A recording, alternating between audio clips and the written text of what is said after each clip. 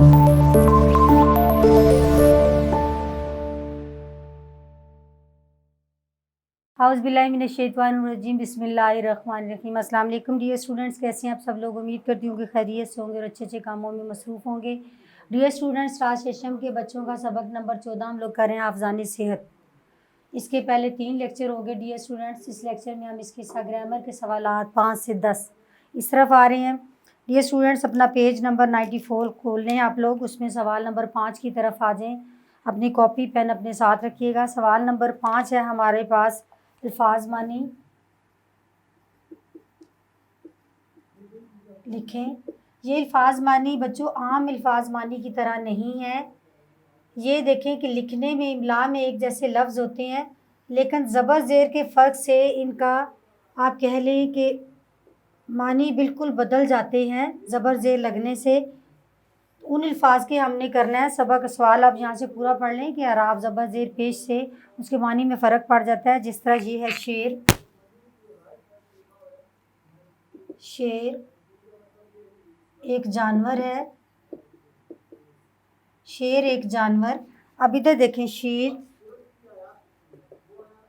शीर, शीर देखें इसका मतलब होता है दूध। ये उन्होंने ऊपर दे दिया है। अब अगले देखिए 19 गिनती का अदद है ये अदद। उसके बाद अनीस, अनीस है ना, ज़बर आ गया। आप देखिए अनीस गमख्वार, गमख्वार। डियर स्टूडेंट्स, अब आगे देखें दिल, ये जिस्मानी अज़ू है, पार्ट्स ऑफ बॉडी जिसको बोलते हैं आप, जिस्मानी अज़ू दिल। ये हो गया हमारे पास तल ग्रो। अब आगे देखें इल्म, इल्म है हमारे पास आगाही, और ये अलम झंडा ज़बर। अब आप देखिए कि ज़बर जैसे मीनिंग में फ़र्क आ रहा है। आलिम इल्म वाला या जानने वाला, आगे आलम जहान या दुनिया।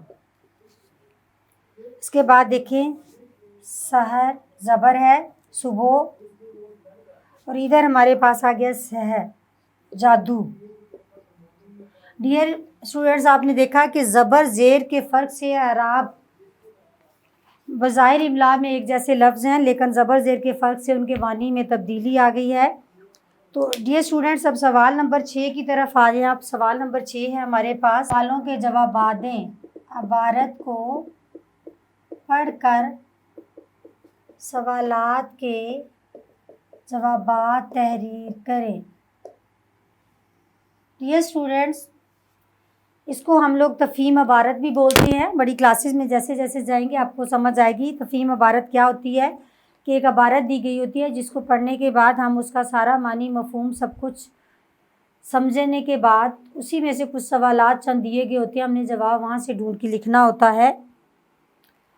अब इसको मैं पढ़ भी देती हूँ, आप सुन लें एक दफ़ा। ये देखें कि हमारे पास एक पैराग्राफ है, मैं आपको निशान लगवाऊंगी। ये देखो, कायदे आज़म रहमतुल्लाह अलैह 25 दिसंबर 1976 को कराची में पैदा हुए। आपके वालिद का नाम पूंजा जना था, वो एक कारोबारी आदमी थे। कायदे आज़म रहमतुल्लाह अलैह ने मैट्रिक का इम्तिहान कराची से पास किया, फिर बैरिस्टर बनने के लिए इंग्लिस्तान चले गए। वतन वापसी पर आपने बतौर वकील काम करना शुरू कर दिया। आपको सियासत से भी दिलचस्पी थी, आपने सियासत में हिस्सा लिया और जल्दी चोटी के सियासतदान बन गए।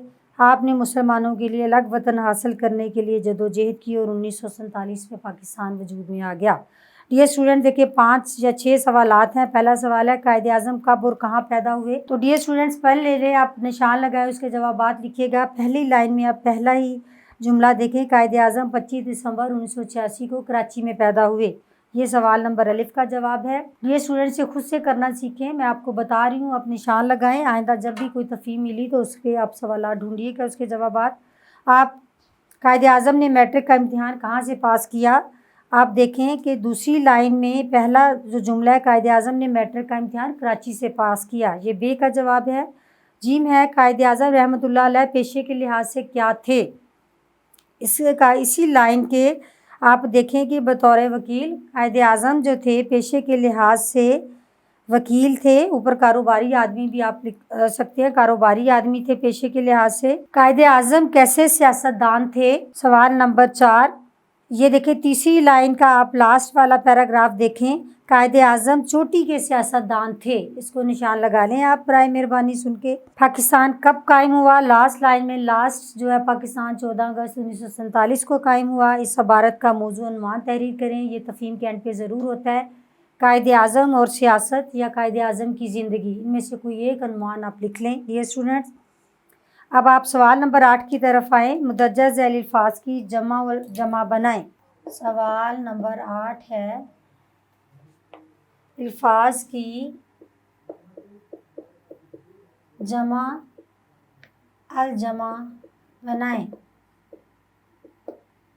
डियर स्टूडेंट्स, पहले भी किसी एक लेक्चर में मैं आपको बता चुकी हूँ कि जमा अल जमा क्या होती है। अरबी ज़बान में ऊपर देखिए जमा के ऊपर लिखा हुआ है जमा की इकसाम अरबी तसव्वुर के लिहाज से।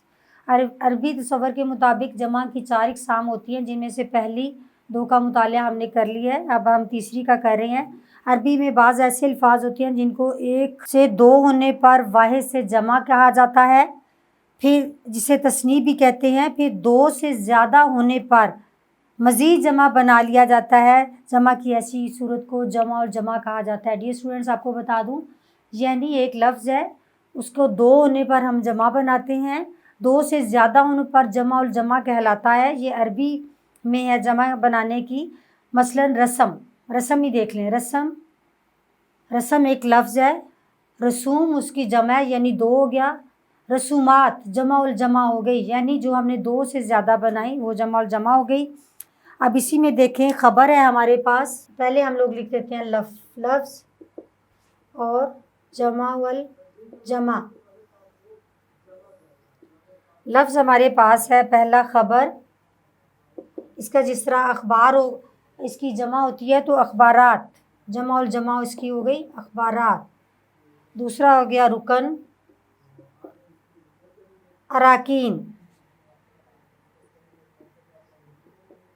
रुकन अराकीन। वजह, वजूहात, नाद, आगे है फैज़, फ्यूज़ात, नादर, नवादरात,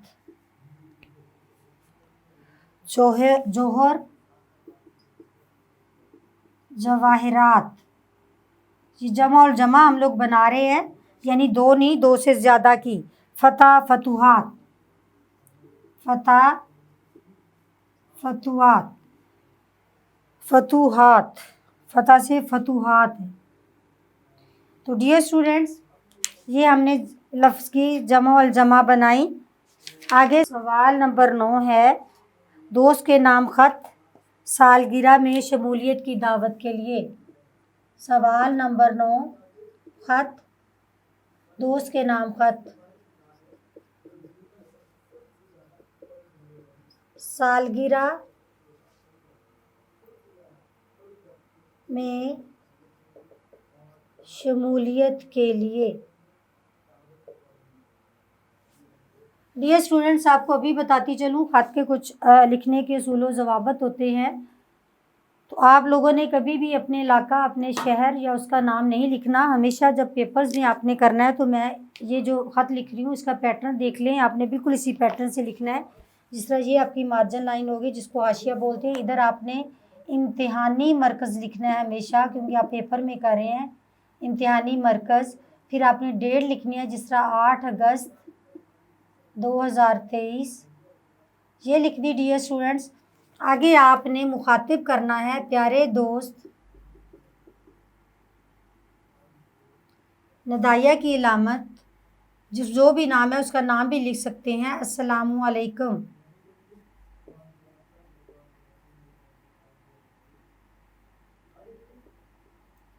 अस्सलामु अलैकुम फुल स्टॉप इधर डाल लेना है। डियर स्टूडेंट्स, बाज़ बच्चे स्टार्ट में अस्सलाम वालेकुम इधर भी लिखते हैं, आप लोग इसके साथ भी लिख सकते हैं प्यारे दोस्त, ये रदाइया की अलामत। फिर आगे अस्सलामुअलैकुम। आपने लाम जो इधर लिखनी होती है, अरबी का लफ्ज़ है, बोला नहीं जाता लेकिन लिखा जाता है। वाव जो डालते हैं बीच में वो नहीं डालनी।